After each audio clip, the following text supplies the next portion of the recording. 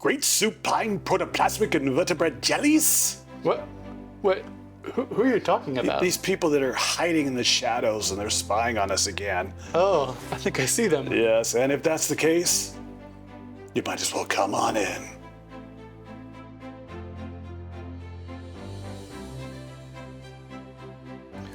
Welcome to the sartorial boardroom. Autumn has officially arrived, cool, crisp, and calling for impeccable style. Today, we explore the art of selecting the perfect fall outerwear, from classic Belstaff jackets to versatile cardigans and sweaters. We will also delve into boardroom finesse, how to embody the essence of a gentleman in today's ever-changing world. Ever-changing indeed, yeah. Especially as of late. As of late, yes. Yeah. But first, let's talk about outerwear. Outerwear. We have some strong opinions on outerwear, don't we? Yeah, but will we be able to also touch on something I like to call the gentleman scoundrel? I like that. The gentleman Errol scoundrel. Flynn was a gentleman scoundrel. You'll have to describe more about how to do that persona. Okay, all right. Well, on this show, why not? Okay. Wait a minute, are you the gentleman scoundrel? That's not for me to determine. That's okay. I don't think one can self-identify such. You know, it's like I'd love to go around calling myself a proto-intellectual, but I'm not. But if other people describe me that way, you know, when we get into in-depth conversations, I'll eat it up. Very It's good. a lie. I'll take it. All right. Very good. Well, you'll right. notice we're not wearing our typical sport coat today, or suit, rather. And we're a little bit more casual. It is much cooler outside. Yes, we are deviating from our fall lineup. Yes. It's been raining a little bit too lately. And when it rains, there's not a better jacket to wear in the fall than Belstaff. Belstaff. Yes. Well, we want to do a dedicated episode of Belstaff, which we'll be able to do because we both have so many Belstaff garments that it's kind of embarrassing. But I think more on your side I have there. more than he does, you know? That's what's so embarrassing. You know, I have this huge collection and he's just, you know, he's got what, 6, 7? Oh, so embarrassing. I collect fountain pens, you collect jackets. Yes. So you have quite a few jackets here to show to our audience here. And why do we like Belstaff for the fall and the spring? And Well, what I loved about Belstaff is I fell in love with Belstaff before they even had a website. And it's a historical English-British brand established in 1924 and worn by so many different celebrities and minor celebrities, everyone from Amelia Earhart to Steve McQueen to Che Guevara wore a Belstaff really? jacket. But however, there is a story, and I don't know whether it's true, I want it to be true, that he told the retailer that he purchased it from that he'll be right back because he forgot his checkbook. In a typical fashion, never showed up and never paid for it, you know. But that's kind of went along with the whole his whole repute. his old repute. Yeah. Did you see Amelia Earhart? Amelia Earhart, yes. You know, in the news lately, they're talking about releasing. I saw that. Yeah, I saw that. That'll be really interesting. Yeah. I hear that there's a report that she was crab food. I hear there was a report that the Japanese got her. Really? The U.S. might have had something to do with her disappearance. There's so many things, but it's a very interesting story. Yeah. I don't know if she's wearing her Belstaff when the plane went down with her co-pilot, but I think there'd been less likely chance if she was wearing a beautiful Belstaff jacket. Belstaff might have made it all the way around, huh? Exactly. And really quick, something about Belstaff I have to say is they're more of a couture sporting brand now. They have some things that are a little too fashion forward for my personal taste. I like the classic stuff. I liked the Cafe Racer, the Ton Up Boys, that whole era. But the epoch where Belstaff was at its height, in my opinion, was what I like to call the 2012-ish Ewan McGregor Rebel Aristocrat era. And unbelievably cool. And you can watch that little short right here.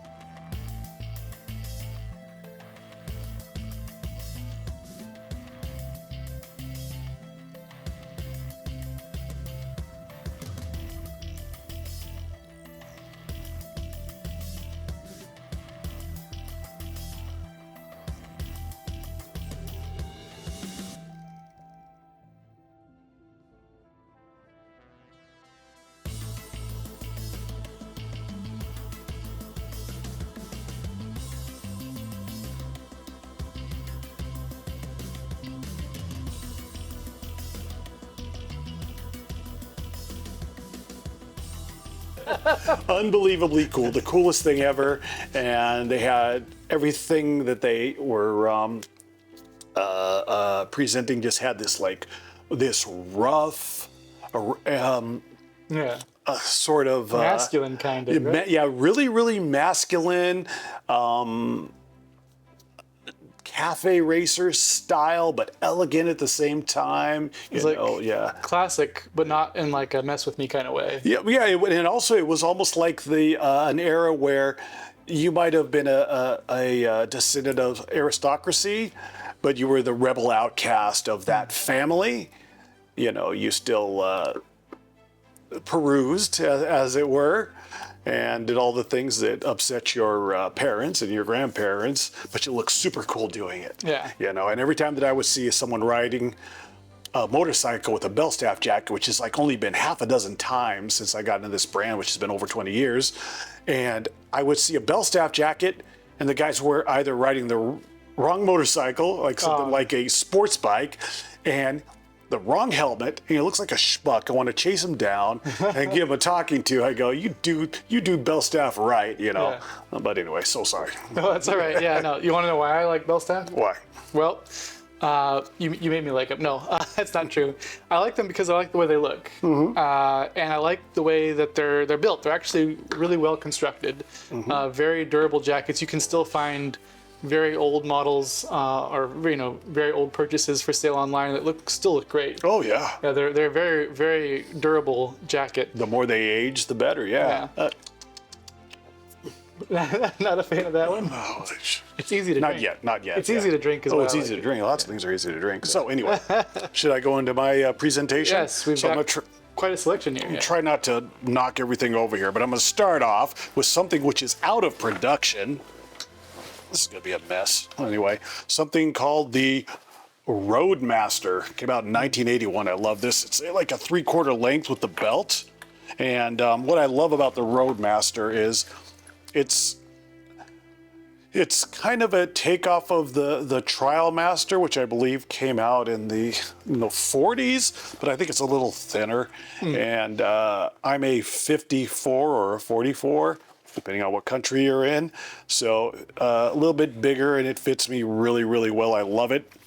I could never make the belt look great on me, but that's a different story. But I love this jacket. Wax cotton, beautiful wax cotton, and I've had it for over 20 years. Easily. Those of you who don't know, wax cotton is a saving grace in the rain. Yeah. Oh yeah, definitely. Yeah. And I've had it for over 20 years, and it's probably one of my favorites. When this thing came out, it's sickening. It was almost $1,000. Oh, they were pricey. And they still are pricey though. And the Trial Master, which is basically a different version of this or updated version of this, I think it's only around 600. But but I don't know. But I didn't get this from Belstaff itself, so I probably they got cute on that. Then I have another one, Roadmaster quilted. And this is in a color called Redwood. So it's like this deep red wood color. Yeah. Yeah. Looks like I don't know if it's going to come up on our little camera here, but yeah. So I like this one a lot. It's a little thicker. It needs more wear, and I've never waxed any of these jackets, but I have so many Belstaff jackets that I... Are the quilted ones a little more padded, a little warmer? Yeah, a little more padded. Okay. A little warmer, yeah. And I should wear this year. I'm going to go on a little alpine excursion. Yeah. This one I like a lot. Yes, the Brooklyns in suede. Look at that. Isn't that beautiful?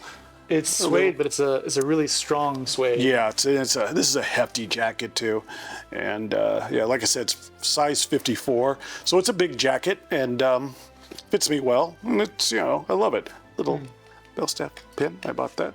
Sold separately. Nice, yeah, nice touch. sold separately. Yeah. I like this. I love the Belstaff Phoenix. I love that. That's their little logo. Yeah, I love that. It's the style and the design and the logo. Everything kind of comes together to make this really. I don't know how to describe other things. It's a cool look. It Exactly. looks cool. Exactly. And I have so many Belstaff polos. I have which those don't work for my body type. They're too tight. The cut of the sleeve is up too far. If you work out, you don't necessarily want to make it look like you're showing off your muscles, right? and there's a way to do that if you have a polo shirt. Yeah. And if the shirt, the sleeves are too short, it makes it look like you're really trying, and it can look kind of douchey, you know. Yeah, But yeah. if you can get your polo to cut right here at the largest part of your bicep, it can actually make your arm sleeve look even more menacing. All right, yes. So then let's get into the actual leathers. Look at that Leather, yeah. mess over there. Okay, so I believe this is, the outlaw jacket. Outlaw. Yeah, look at this in this oxblood or abushin or something or whatever.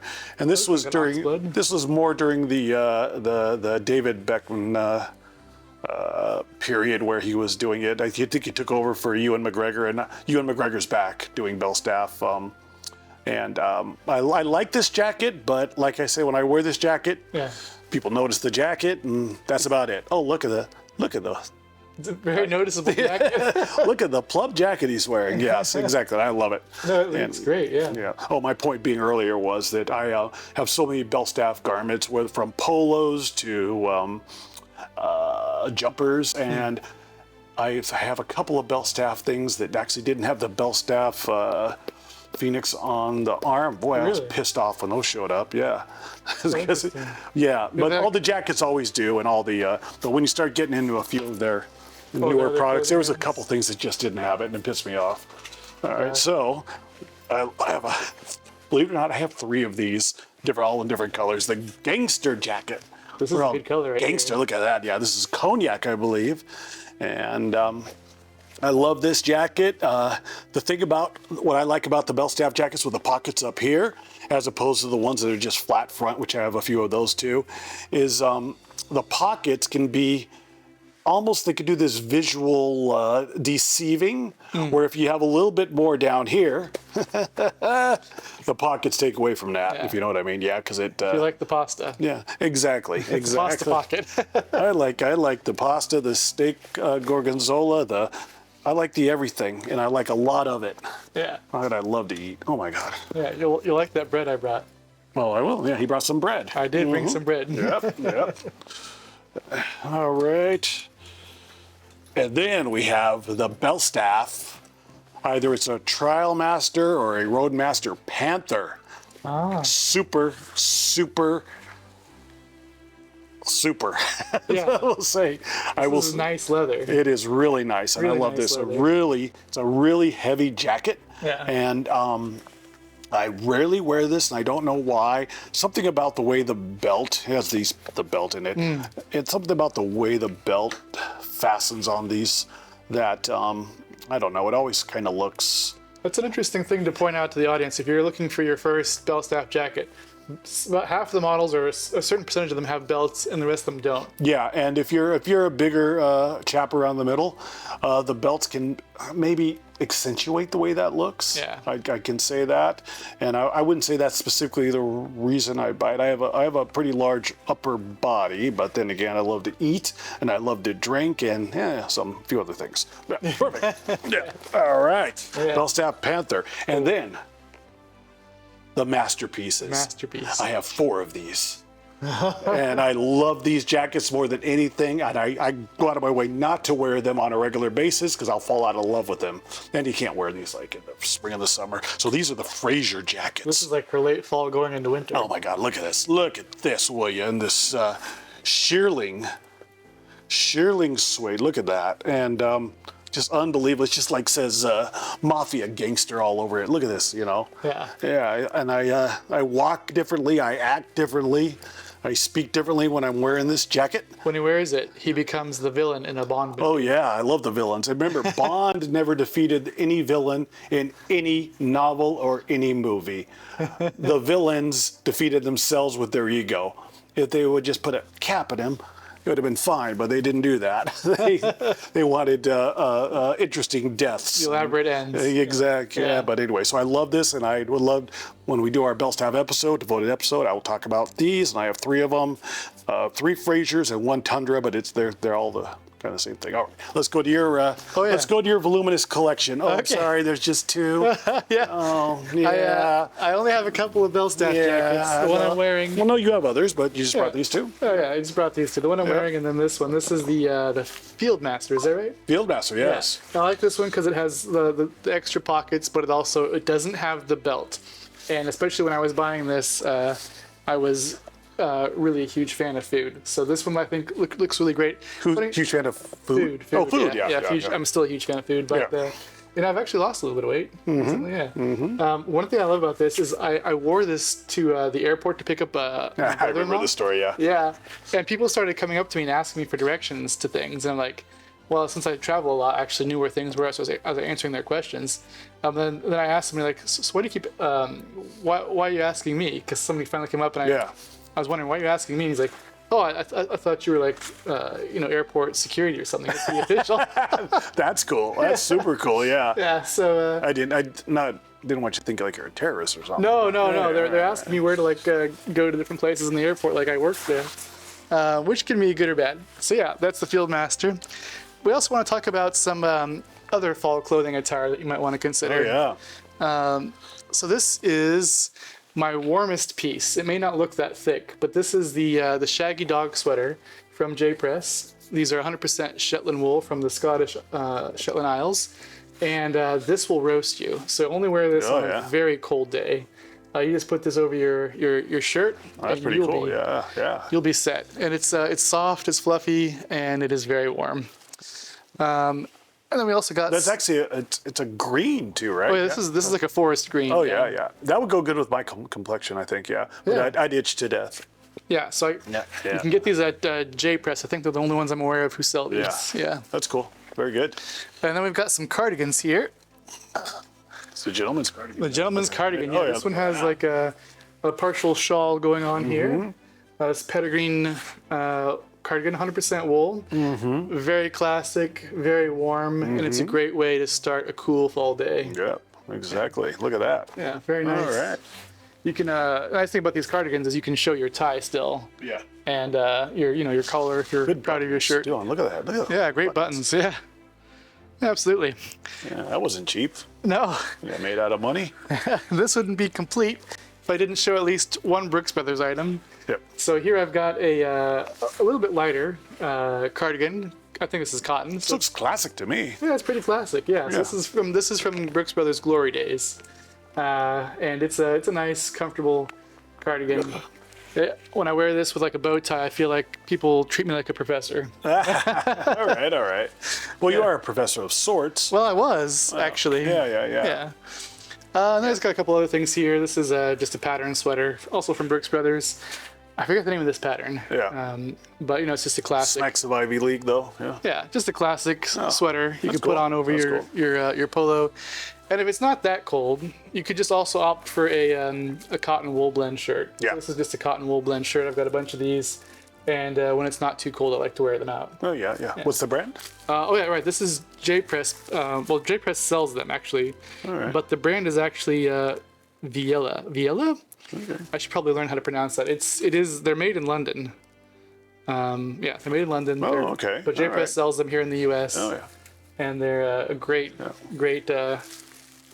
button-down dress shirt. And any return viewers of this show might ask, why does Joshua always have shirts with pockets? It's because he has a super expensive pen collection. I always have a fountain pen on me. Yeah, and the thing about it is that he has his super expensive pen collection at home, which he'll never leave the house because it's just too valuable. And the stuff that he, for some reason, every time we go somewhere, he thinks he has to take out his pen to write something. Well, I have to sign the receipt.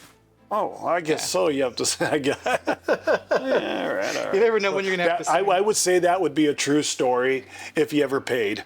No, well, that's a difference. That's something else, I was actually. You did a Che Guevara the last time the gang went out. Yeah. No, I like visiting Japan because a lot of things are still paper. You just have to a lot of forms you have to fill out. Well, you can't get cute with the ticket there. You can't get cute. No? Very strict rules there. Mm-hmm. Very highly enforced.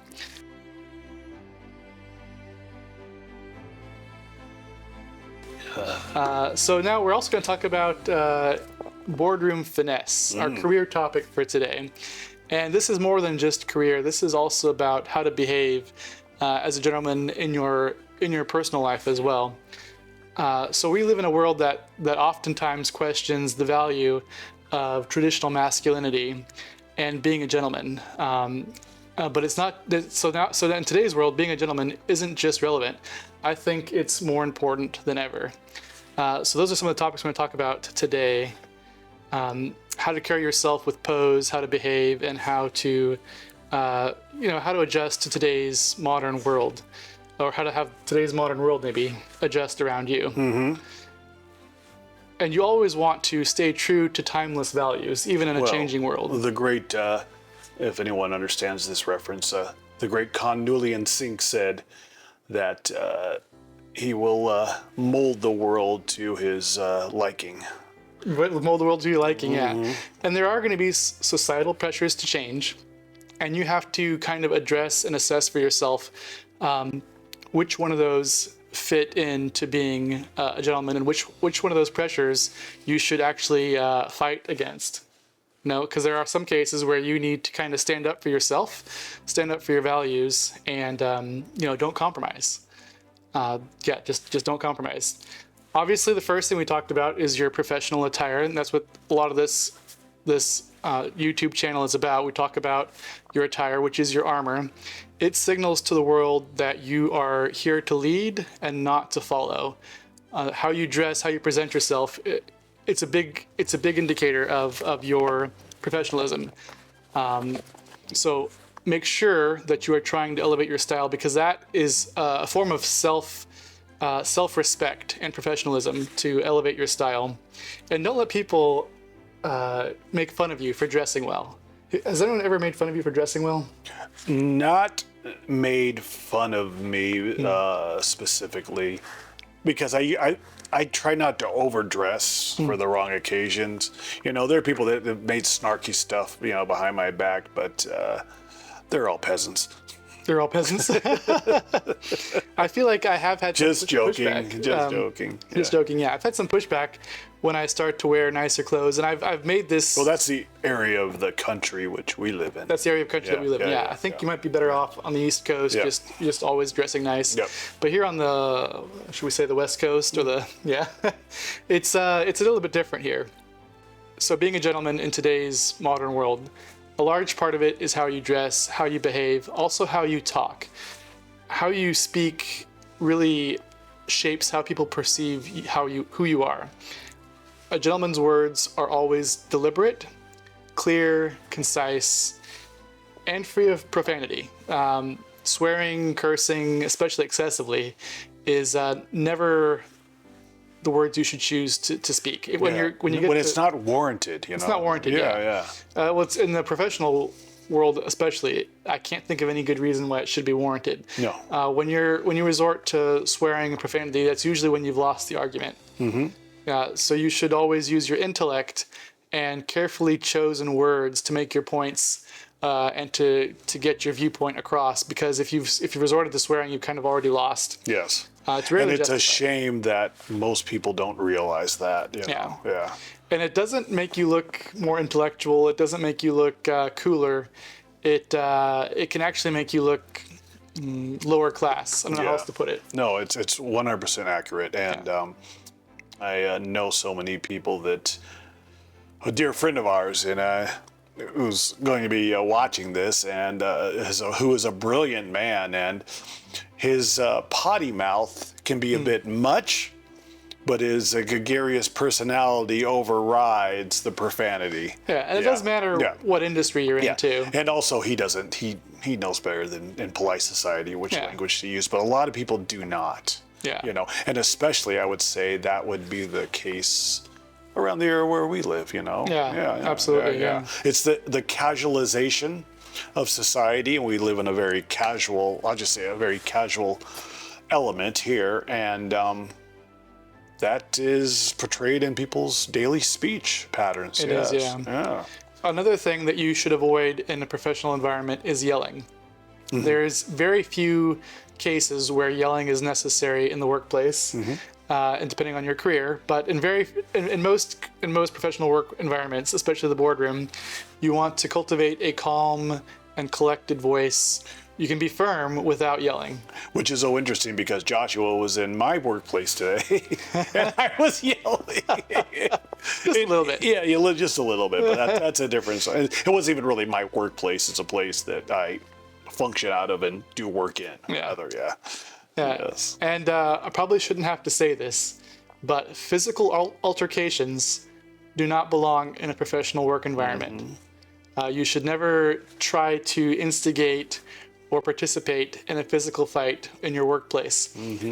That doesn't mean you shouldn't be capable of fighting. Yeah, you should be able to, I believe a man should always be able to have not the intent, but the ability to have a straightener on the cobbles, if you know what I mean. If it's necessary and warranted, push to that extreme. Yeah. But that is extreme. Like a man, I believe a man should be dangerous, but 100% restrained. 100% restrained? Yes, 100% exactly. restrained. You should be able to protect your friends, your family, your wife, your girlfriend at a moment's notice, and have that ability and have that that basic skill. You know, if someone wants to fight you and they realize that this fight is going to be a lot more effort than they were looking for, unless they're a professional fighter or a street fighter, you know. Most people aren't. Yeah, they are. Chances are it's going to de-escalate very quickly. Yes. Yeah, the best way to prevent a fight is to make it look that you could win it.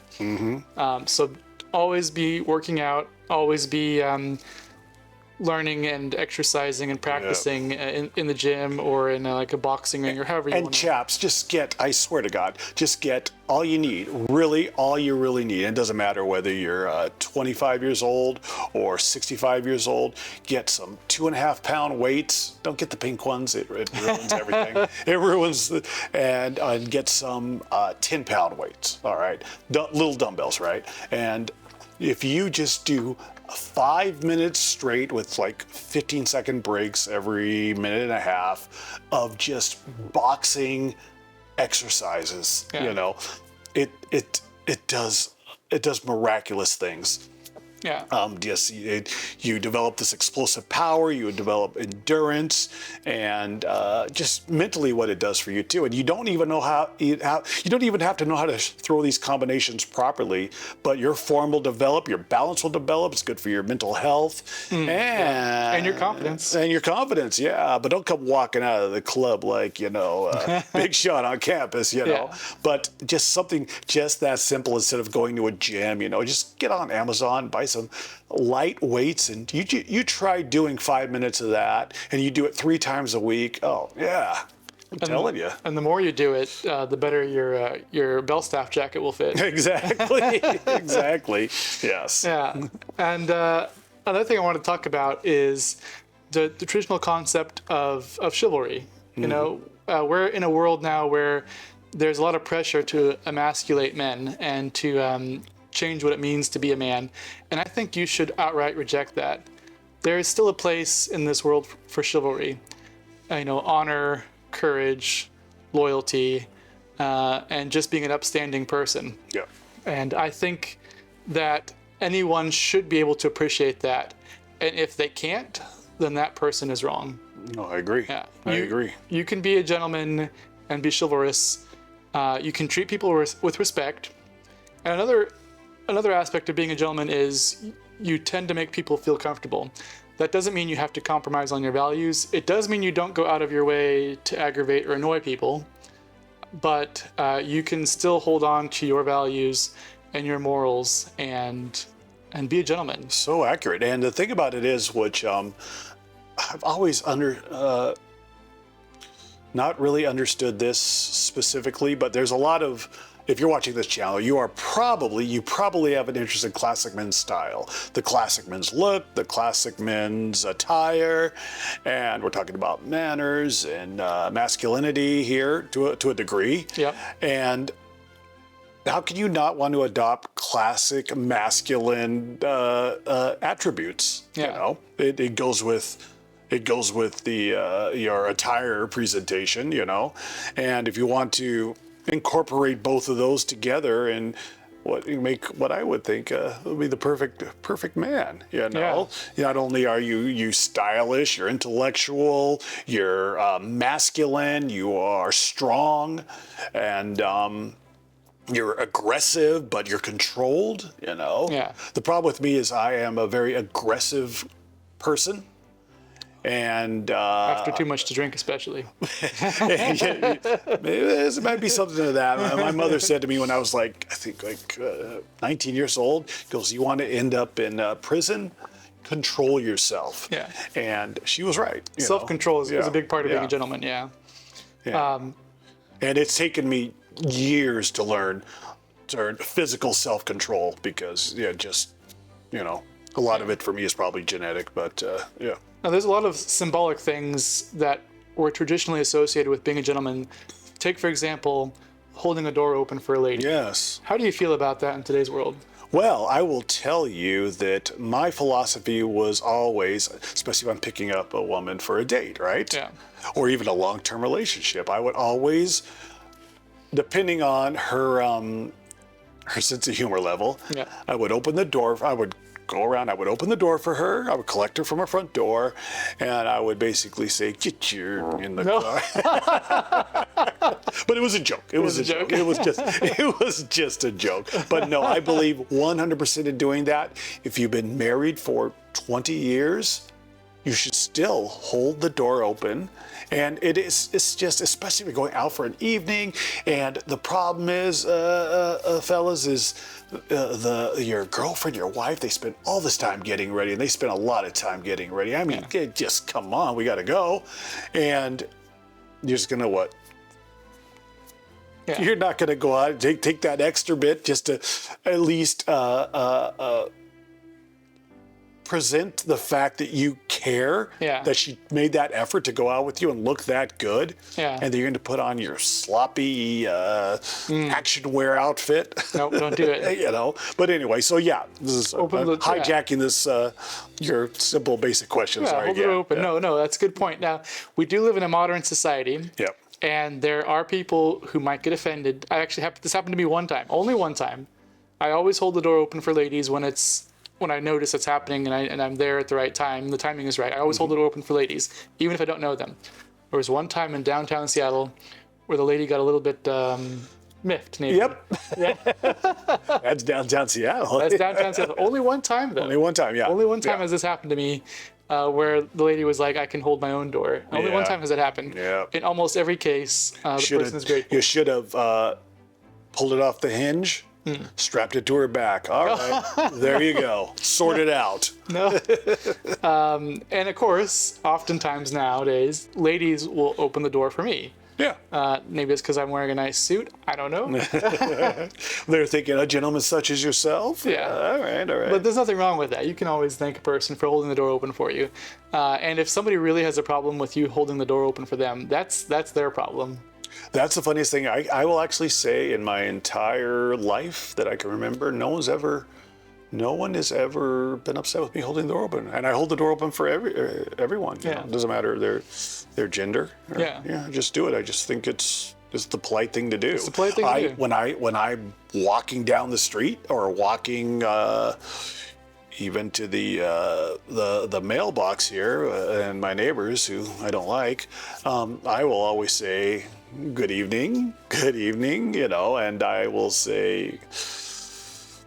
will greet people that I walk past, and I will do it all the time. I wouldn't do it obviously in a crowded area, but like Crocodile Dundee. But what I would do is I would always just acknowledge people, and I think acknowledgement is just probably one of the most polite things. Acknowledging people are there, acknowledging you see them, instead of walking around doing your 1995 shoegazing, Acknowledge people, say hello, say, what I don't like is the how are you?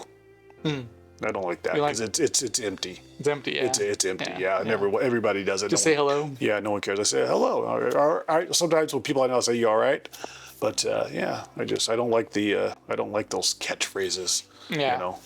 Yeah, and it's when speaking on language, try to critique the no worries. You know, speaking of Crocodile Dundee, I like the movie too, but 1985 is not coming back, and now everybody uses it. It's ridiculous. What no worries? No, what's it? Doesn't mean anything. Try to use proper English. Yeah, right? exactly, and try to have meaning that emotes some actual real emotion in what you're saying, just not these ridiculous catchphrase like "have a good one." Yeah, good one. What? What do you want? What good? What? Stint in prison? What are I'm you probably talking guilty about? of that one. Well, you never said that to me. I never said that? No. Oh. Yeah. I'd probably say something like "have a great evening," maybe. Yeah. No. Yeah. You speak properly. Yes. Exactly. Anyway, You should always try to expand your vocabulary to proper English. I don't think modern English, like 2025 English, is proper. No. But try to expand your language. And I've been struggling lately because I've been spending so much time studying Japanese that I keep forgetting English words. But don't let that dissuade you. Try to, if I'm using the improper word, try to use the proper English terms for things and expand your vocabulary and speak proper. It's more than just avoiding curse words. It is also being, eloquent in your discourse. Which is for Joshua is probably a lot easier it is for me because, like I've said before on previous episodes, sometimes me no talk pretty. But yeah. No, you do great. Speaking of that, people. So recap: be a gentleman. Be a man. Don't be afraid to be a man. Try to make other people feel comfortable in all situations where you don't have to compromise on your values to do so. And if somebody really has a problem with that, then that's on them. Great line from a song from the 90s. What's that? A great line from a song. And I have a lot of great lines from songs, but that Enigma song, Return to Innocence. Return to Innocence. Yeah. And if I wasn't masculine, it would mean something different. But for me, it means we're both masculine. So don't be afraid to be weak. Don't be proud to be strong. Don't be proud. Okay. Yeah. Good. Yeah. And the thing about it is that you would think, well, that kind of contradicts what we're saying. But if you're a masculine man, you understand what that means. There's a depth to that beyond just the. And it was by Enigma, so there's a depth beneath that. It doesn't mean exactly what you think it means. Yeah, exactly. Or for different people, it doesn't mean And I discovered something in my recent travels to Japan that the people there really appreciate traditional American chivalry and gentleman practices. They, I think there's a different dichotomy there, where the men are kind of elevated a little bit, and when you act like a gentleman and actually take care of the ladies, they do seem to really appreciate that. Oh, really? Yeah. Okay. So it can be very helpful when you're traveling. You're making me want to go to Japan. You should go to Japan. You should go to This is my spiel. You should all visit Japan. It's a beautiful country. Japan it is. With lovely people. Stay away from that forest. No, don't go there. Yeah, I'm not going to. No, don't go there. Okay. I'm going to. Yeah. It's a really good movie though, but with it stars Matthew McConaughey. On that, and it's an excellent movie. I'll just say, a movie on that, filmed in Japan with Matthew McConaughey. It's worth checking out because the film moved I will just say that. Yeah. Okay, I'll have and to it's watch not that. what you think. Yeah, it's a really good. Yeah. I'll have to check that out. Yeah, really good. So in this I channel, don't know the name. Oh, sorry. You have to don't put it in the description, maybe. Yeah. Put it in the description. Yeah. In this channel, we talk about elevating men's style, and we talk about career concerns. We're also going to be talking about things like, how to be a gentleman in today's world. And we'll try to give you tips as we see them and provide you information from our experience. So make sure that you like and subscribe to our channel because we have a lot more videos planned. And please follow us on Instagram. We got to get the Instagram thing going, but that's my fault because I don't really like Instagram that much. You got to log into it. Yeah, it's a pain. Lots of things on there are a pain, Lots of things on there are a pain. Yeah. But yeah, follow us on Instagram. Please, yes. Our next episode is going to be interesting. Is it? Did I tell you about it? Maybe when I was. Yeah, it's avoiding pitfalls. Oh, Yeah, what brands to avoid and what job offers to decline. oh, okay. Yeah. All right. It's going to all be right. interesting. It's going All to be right. very interesting. Well, that's easy for me because I don't think I've ever had actually a job offer. No, you just take it. You just go in and take it. No, I you don't think I. No, I don't. You only offer jobs to people. No, I don't think that's it either. Yeah, that's a difficult one for me. a difficult one. But I can't ever remember getting an actual offer, or at least not a legitimate offer. You know what I'm saying? I see. Yeah, I think. Yeah. Well, let's talk about What are we we're doing? wearing. We dancing and we drinking. Why do you have that over there? Well, I was for the jackets. Oh yeah. Sorry. Should we talk about what we're wearing? Oh yes. This is that time already? It's that time already. Yeah. Oh, okay. Yeah. Me first? You first. Uh-oh. Yeah. All right. So I am wearing, you guessed it, a Belstaff jacket. This is their 1924 special collection. I forgot what the collection was. Founders Collection. Yes. Founders Collection. They don't sell this anymore. I think I bought this in 2000. I want to say 16, 17. I'm not sure. And it's wax cotton, but it's a different sort of wax cotton. It's a very muted, thin wax cotton, and I love this jacket. And it doesn't fit as bulky as some of the other Belstaff jackets, and yeah, The shoulders look really great on that. yeah, and I think it is a takeoff of the Outlaw jacket, but I'm not positive about that. I'm wearing a jumper today. And it's a Belstaff sort of sweater sort of thing, kind of. It's not a sweater. What is that? A zip up? Something or other? What is that called? It's not called a crew neck, is it? No, I think it's called a. No, I don't know what. I don't know what it's called. I have three of them in this this beautiful Burgundy? wine. Well, yeah, burgundy wine. Yeah, wine color. Yeah.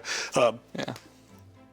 Denim today is our Belstaff. I think they're called Longton. I didn't know they made denim. Longton. Oh yeah. Oh yeah. Yeah. I'll have to look at their website again. I have 2 stacks of Belstaff denim upstairs. Yeah. Okay. I can't wear half of them because I purchased them offline and they said slim, but they showed up skinny.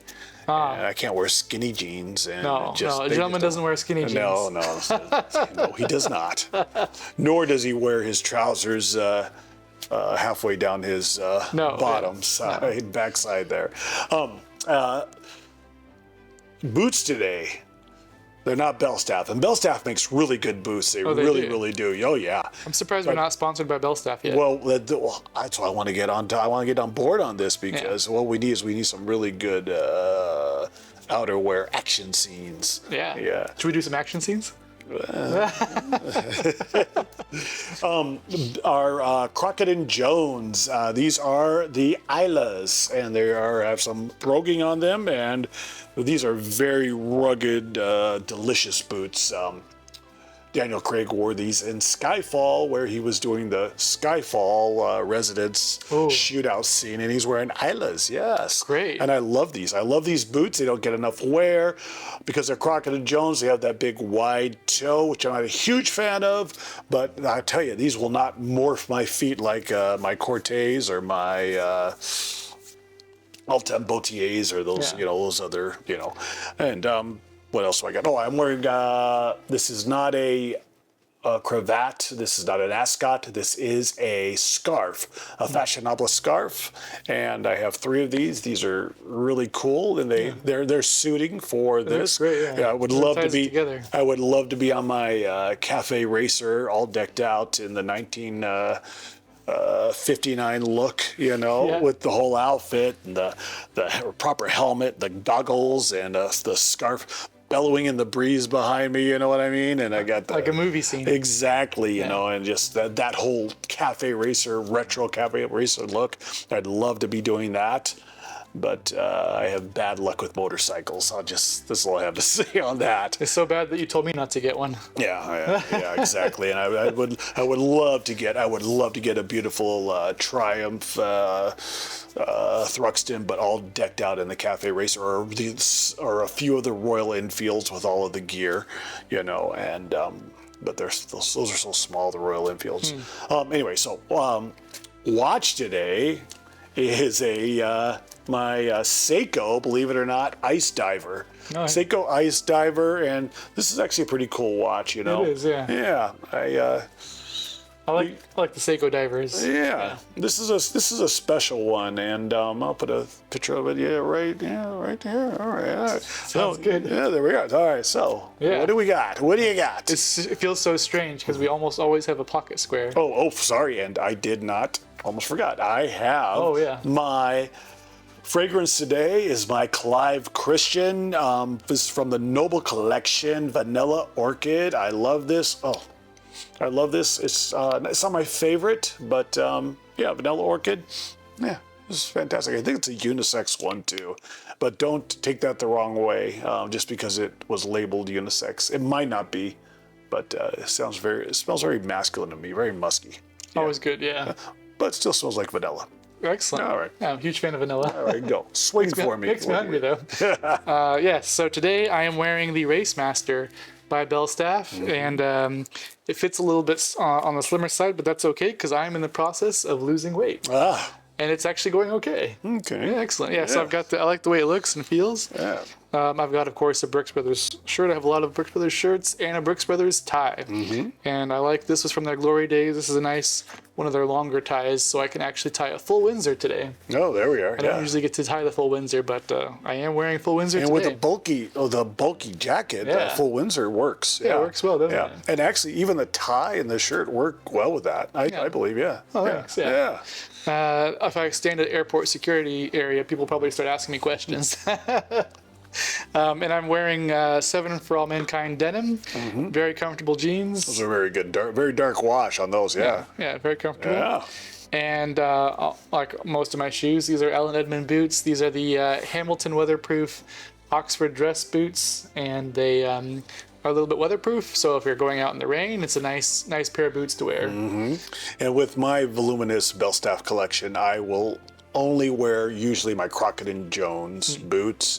I have a couple pair of Jessica Fitzpatrick boots that I can wear with a few of them. But yeah, the Crockett & Jones, it seems like we're maintaining the integrity of the brand. Look, one of these days I'll find a pair that fits me right.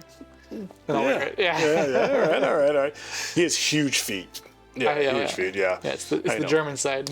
Every time that we go out to one of our little events, and there's a table or a room full of ladies, he's always bragging about his feet. Why is that? They're long and they're wide. Oh boy. Now I wouldn't know. I have not seen his feet, but the way he carries on about it, there's nothing like a table full of blushing women. Well, I don't usually talk about my shoes, but I was very sad in Japan that there was not a size that fit me. Yes. Yeah, I found these beautiful, handmade shoes in Japan. Some of the most beautiful shoes in the world are made in Japan. And not a size for me available. Yeah. Like, not even close. So anyway, my timepiece. Yeah. Is something I picked up on my last trip to Japan. I don't know if I've shown this or not before, but this is the... I forgot what it is. Don't tell me. Orient Star. Orient Star, yeah. Orient Star Moon Phase. Moon Phase. With an open heart, half open heart. I think these may only be for sale. It has a phase de lune on there? Does it? Yeah, it does. Phase de lune, moon phase, yes. Yeah, moon phase, yes, that's right. Phase de lune, yeah, and also has the what do you call the thing where you can see the time? I don't know what that's called, but it's nice. Like it's the blue tan. Something where you can see the time. Oh, how much time is in your wine? Oh, okay. Reserve de Marche. Reserve de Marche. Yeah, or yeah. Yeah. So this is my new favorite watch because of all those pieces combined. Yeah. Yeah. I didn't know they had a Reserve de Marche on there. Yeah, it's okay. at the top. Yeah. Is it a manual wind? It is automatic, but it supports manual wind, so I can charge it right now just by doing this. All right. There you go. We're almost at maximum capacity. There's a power reserve on that. Yeah. All right, where you can see that sounds interesting. It kind of is designed to look like a pocket watch. It's kind of round with the Roman numeral hours. All right. What's your fancy perfume there? Oh yes, don't want to forget that. Today we're wearing the Floris number 89, which is a nice light scent. I like to try to keep it light, I guess. It's something I picked up from the Japanese people as well. They don't want too strong, especially in public transit.